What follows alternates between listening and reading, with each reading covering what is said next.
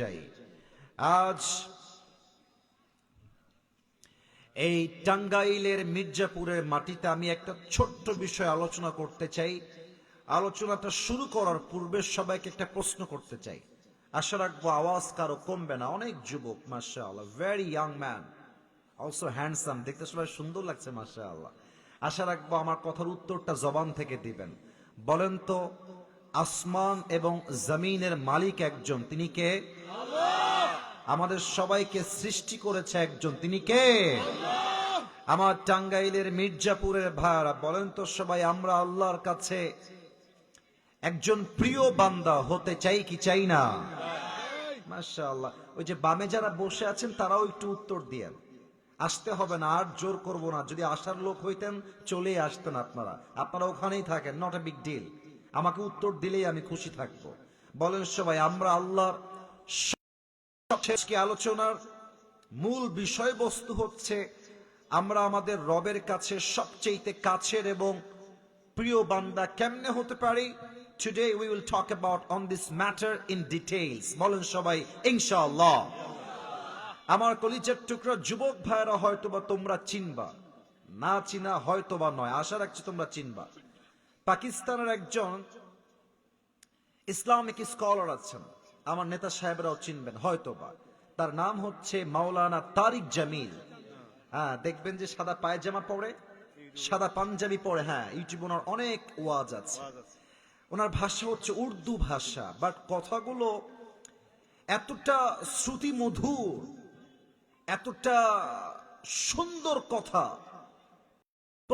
আমি আগে উর্দুটা বলছি, then I will translate in Bangla, তারপরে আমি বাংলায় তর্জমা করে দিব আমার মির্জাপুরের ভাইরা। আমার কথাটা একটু মনোযোগ দিয়ে শুনবেন, কান দিয়ে নয়, দিল দিয়ে শোনেন। মাওলানা তারিক জামিল বলেন, जिसे अल्लाह मिला और दुनिया में उसे कुछ भी ना मिला, फिर भी उसे सब कुछ मिला, और जिसे दुनिया में अल्लाह ना मिला और सब कुछ उसे मिल गया, फिर भी उसे कुछ भी ना मिला। কি সুন্দর কথা, যে আল্লাহকে পেল আর দুনিয়ার কিছুই সে পেল না, তবুও সে সবকিছু পেল। আর যে আল্লাহকে পেল না, ঢাকার গুলশানে ফ্ল্যাট পেল, ঢাকার উত্তরায় ফ্ল্যাট পেল, ঢাকার বসুন্ধরায় ফ্ল্যাট পেল, দুবাইয়ে ফ্ল্যাট পেল, সিঙ্গাপুরে ফ্ল্যাট পেল, মালয়েশিয়াতে ফ্ল্যাটের মালিক হলো, নেতা হলো, গাড়ির মালিক হলো, জমির মালিক হলো। কিন্তু যে আল্লাহকে অর্জন করতে পারলো না, ইন রিয়ালিটি, বাস্তবতায় সে আসলে কিছুই অর্জন করতে পারলো না। ঠিক কিনা বলে? আল্লাহ মিলা তো সব কুছ মিলা, আল্লাহ না মিলা তো কুছ ভি না মিলা। আল্লাহই হচ্ছে আমাদের জীবনের মেইন গন্তব্য, মেইন টার্গেট। আমি আমার আজকের আলোচনার এই আধা ঘন্টার ভেতরে আল্লাহকে পাওয়ার জন্য মোট 7টা আমল বলতে চাই আমার প্রিয় টাঙ্গাইলের ভাড়া। বলেন সবাই, কয়টা? Look at my 7 fingers. আমার 7টা আঙ্গুল দেখি, একটু জোরে বলতে হবে। আল্লাহকে পাওয়ার কয়টা আমল বলবো আজ? 7টা। মাশাআল্লাহ। শুরু করছি। 1 নাম্বার আমল, যেই বান্দা আল্লাহর সবচেয়ে নিকটতম বান্দা হতে চায়, তার প্রথম শর্ত, তাকে তার আত্মার পরিশুদ্ধি করতে হবে। আত্মা যার হিংসা দিয়ে ভরা, শিরিক দিয়ে ভরা, বেদাত দিয়ে ভরা, সেই বান্দা কখনো আল্লাহর কাছে প্রিয় হতে পারবে? আচ্ছা, দলিল দেখেন, দলিল দিচ্ছি কোরআন থেকে। 30 নাম্বার পারা, সূরাটার নাম হচ্ছে সূরাতুল আ'লা। Allah says in this surah, قَدْ أَفْلَحَ مَنْ تَزَكَّى. Indeed, the successful one is who purifies his heart. আল্লাহ বলছে, আমার কাছে সফল হচ্ছে সেই বান্দা যেই বান্দা তার আত্মার পরিশুদ্ধি করেছে। সুবহানাল্লাহ পড়েন আপনারা সবাই। এবার একটা নতুন তথ্য দিব সবাইকে, নতুন তথ্য, হয়তোবা আগে শোনেন নাই। এই যে আমাদের আত্মাটা আছে, এটা হচ্ছে 3 প্রকার। 1, 2, 3। বলেন সবাই, আত্মা কয় প্রকার? আমার যুবক ভাইদের আওয়াজ এত আস্তে হয় না, জোরে বলেন সবাই, কয় প্রকার? আমি সবাইকে বলছি, আপনারা আমার পরে উত্তর দিবেন। এক হচ্ছে সুস্থ আত্মা। বলেন সবাই, কি আত্মা? মাশাআল্লাহ, রাইট আনসার। 2 নাম্বার হচ্ছে অসুস্থ আত্মা। 2 নাম্বার কি আত্মা?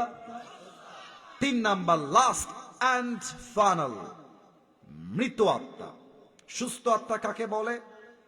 হৃদয়ে হিংসা নাই, বিদ্বেষ নাই, শিরিক নাই, বিদআত নাই, সুস্থ আত্মা।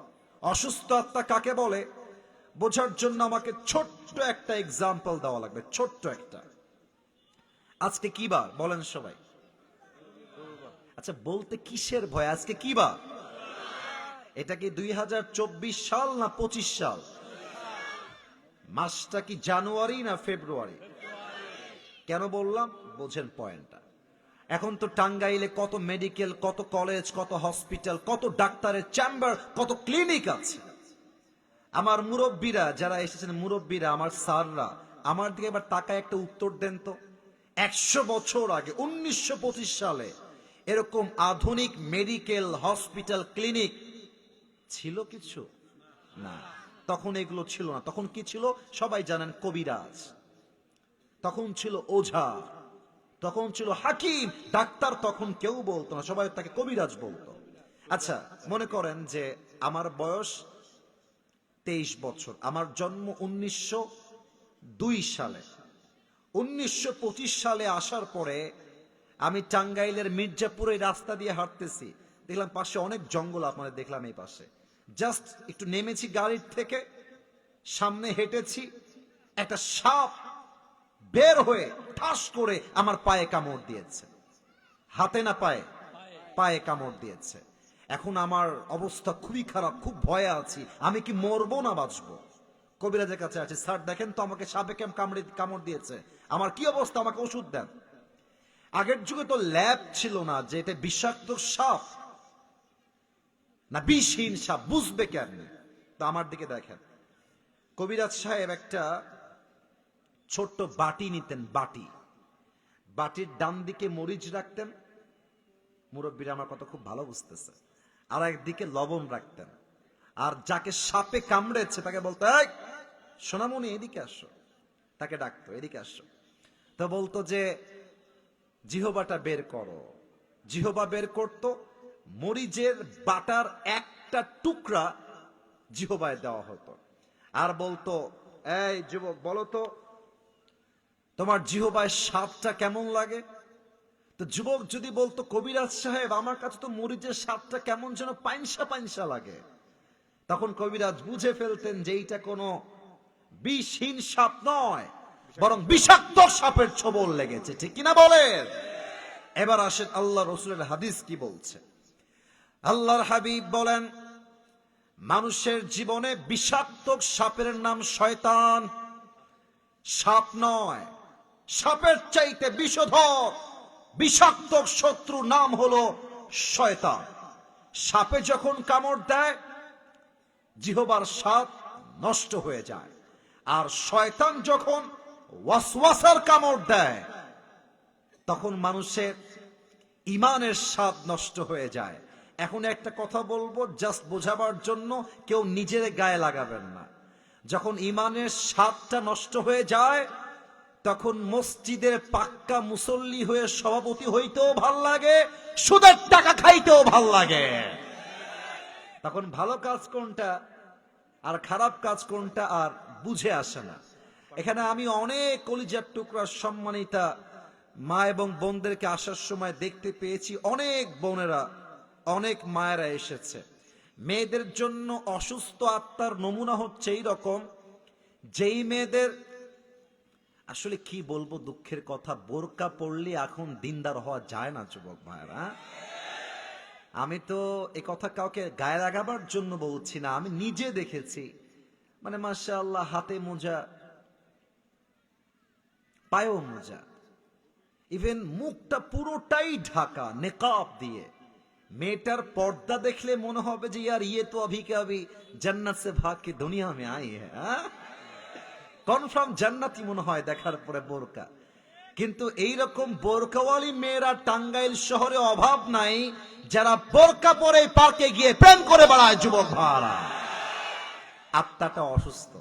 ওই বোরকা পড়তেও ভাল লাগে, প্রেম করতেও ভাল লাগে। তাহলে অসুস্থ আত্মা হচ্ছে সেই আত্মা যার ভালো কাজও ভাল লাগে, খারাপ কাজও ভাল লাগে। 3 নাম্বার আরো মারাত্মক, আমার ওয়াজের 70% এই 3 নাম্বারে পেয়ে যাবেন। বাদ বাকি 6টা পয়েন্ট টাইম অনুযায়ী শর্টকাটে বলবো।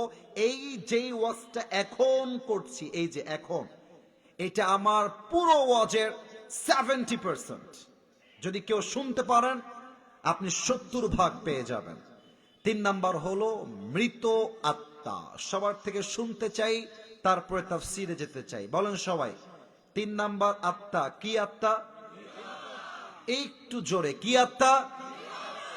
মৃত আত্মা কাকে বলে? আল্লাহ তাআলা বলছেন কোরআনে, দেখেন আল্লাহ কি বলছেন, কত মারাত্মক কথা আল্লাহ বলছেন। আল্লাহ রাব্বুল আলামিন বলছেন যাদের